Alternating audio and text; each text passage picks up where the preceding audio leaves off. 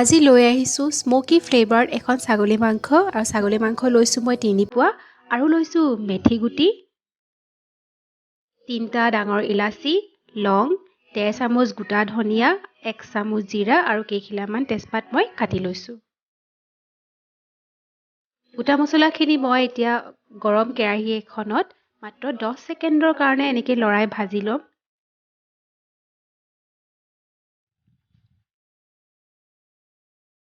তাৰ পাছত লৈছোঁ নহৰু আদা পেষ্ট আৰু সেই মছলাখিনি মই পিচি গুৰি কৰি ল'লোঁ আৰু লৈছোঁ এটা ডাঙৰ সাইজৰ পিয়াজ আৰু বিলাহী কেৰাহী লৈছোঁ মই লোহাৰৰ কেৰাহী আৰু তাত মই তেল গৰম কৰি অকণমান চেনি দিছোঁ আৰু চেনিখিনি তেলত মিহলি হৈ এটা ধুনীয়া ৰং অহালৈকে চালোঁ আৰু এতিয়া এড কৰি দিছোঁ কাটি থোৱা পিয়াজখিনি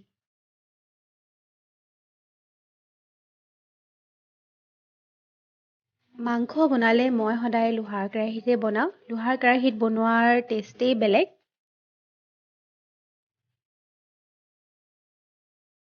পিয়াজখিনি মই অলপমান ৰঙচুৱা হোৱালৈকে ভাজি আছোঁ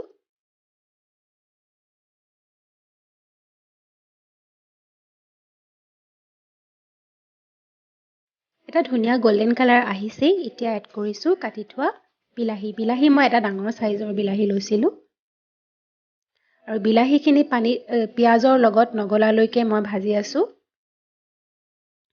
তাৰ পাছত এড কৰিছোঁ মই নহৰু আদা পেষ্ট নহৰু আদা থেতেলিয়াই ল'লে 2 চামুচ হ'ব মই পানীত পেষ্ট কৰিলোঁ কাৰণে 3 চামুচ মান হৈছে এইখিনি এতিয়া মই ভালদৰে ভাজি থাকিম মাংস বনালে সদায় মছলা ভজাৰ ওপৰতে ডিপেণ্ড কৰে আপুনি কিমান ভালকৈ মছলাখিনি ভাজিব পাৰে এতিয়া এড কৰিছোঁ আন্দাজ অনুযায়ী হালধি আৰু নিমখ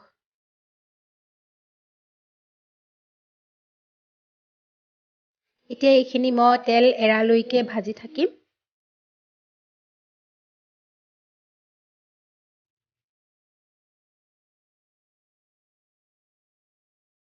কেঁচা মছলাখিনিয়ে তেল এৰিবলৈ লৈছে মোটামুটি এতিয়া এড কৰিম সেই গুৰি কৰি ৰখা শুকান মছলাখিনি মছলাখিনি এড কৰি ইয়াত মই অকণমান উতলা গৰম পানী ঢালি ল'ম যাতে মছলাখিনি লাগি নধৰাকৈ অলপ দেৰি ভাজিব পাৰোঁ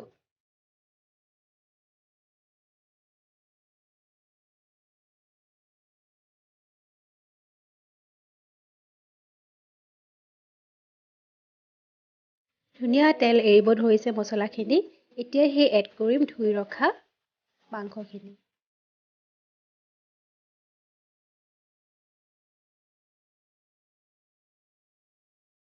ভালকৈ মছলাখিনিৰ লগত মিহলাই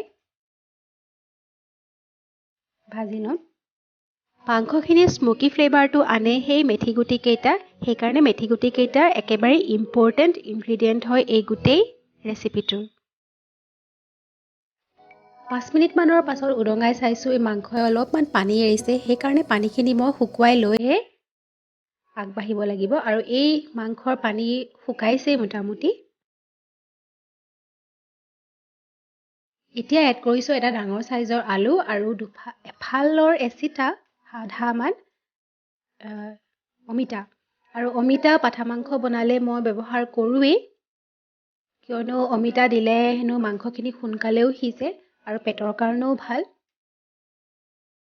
তাৰ পাছত পানী নিদিয়াকৈ মাংসখিনি মই সিজাই থাকিলোঁ লাষ্ট প্ৰচেছলৈ আহিছোঁ মই যিহেতু মাংসখিনি পিহুলৈও বনাইছোঁ পিহুৱেও খাব পিহুৱেতো জলকীয়া খাব নোৱাৰে আৰু এতিয়া লাষ্টত কেঁচা জলকীয়া এড কৰিলেও টেষ্টটো একেবাৰে বেয়া হৈ যায় সেইকাৰণে মই এইটো প্ৰচেছত জলকীয়া এড কৰোঁ যিহেতু আমাৰ ঘৰৰ মানুহে জ্বলা বহুত খায় এনেকৈ পুৰি লৈ অকণমান পানী দি মই পেষ্ট বনাই লওঁ তাৰ পাছত পিহুলৈ নমাই তাত দি অলপ দেৰি উতলাই ৰাখোঁ তাৰপিছত মায়ে কৈছে তহঁতি ইমান মাছ মাংস খাই আছ অকণমান বন ঔষধো খা সেইকাৰণে মায়ে বনালে আমাৰ কাৰণে মানিমুনি দি মাছৰ অকণমান জোল বৰ হেল্ডি হয় অকণমান দেখুৱাবলৈ আপোনালোকৰ আগত ভিডিঅ'টো লৈ আহিলোঁ প্ৰথমতে মায়ে কেৰাহীত অকণমান তেল লৈ তেলখিনি গৰম হোৱালৈকে আছে তাৰ পাছতে ইয়াতে এড কৰিব কেইটামান পুঠি মাছ পুঠি মাছকেইটা বেছি ডিপ ফ্ৰাই নকৰে, শ্বেলো ফ্ৰাই কৰিয়ে নমাই থ'ব।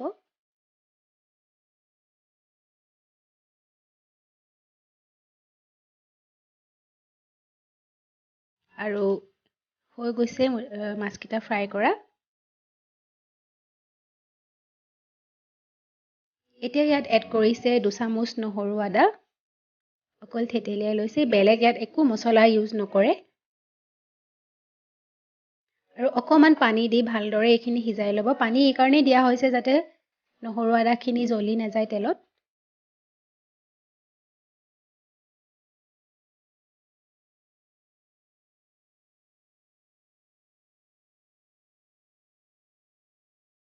তাৰ পাছত এড কৰিছে আন্দাজ অনুযায়ী নিমখ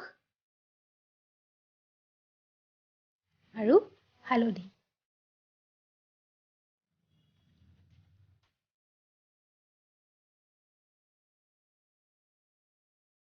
এইখিনি ভালকৈ ভাজি ৰখাৰ পাছত সেই পেষ্ট বনাই থোৱা মানিমুনিৰ শাকখিনি ইয়াতে এড কৰি দিলে।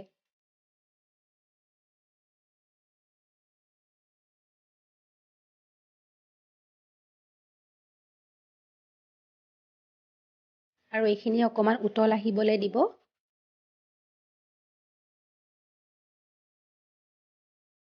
শাকখিনি যেতিয়া উতল আহিলে তাৰ পাছত মায়ে ইয়াত মাছকেইটা এড কৰি দিলে। আৰু অকণমান জালুক আপোনালোকে নিজৰ জ্বলা যিমান খায় সিমান অনুযায়ী দিব পাৰে। পিহুৱে খাবৰ কাৰণে ইয়াত জালুক একেবাৰে কম দিছে। আৰু এয়া হৈছে আজি স্মোকড ছাগলীৰ মাংস। আৰু এখন মায়ে বনোৱা মানিমুনিৰ মাছৰ জোল। আৰু সেইদিনাই দুপৰীয়া আহাৰ গ্ৰহণ কৰি আমি পিহুক লৈ গ'লোঁ চিৰিয়াখানা চাবলৈ। তাই জীৱ জন্তুবিলাক চিনি পোৱা হৈছেই, সেইকাৰণে সেইদিনাখন তাইক চিৰিয়াখানালৈ লৈ যোৱাৰ কাৰণে কিমান যে ফূৰ্তি কৰিলে।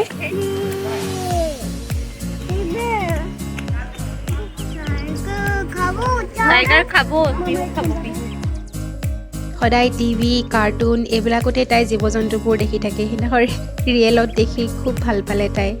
আপোনালোকক কেইটামান এনেই দৃশ্য দেখুৱাই দিছোঁ।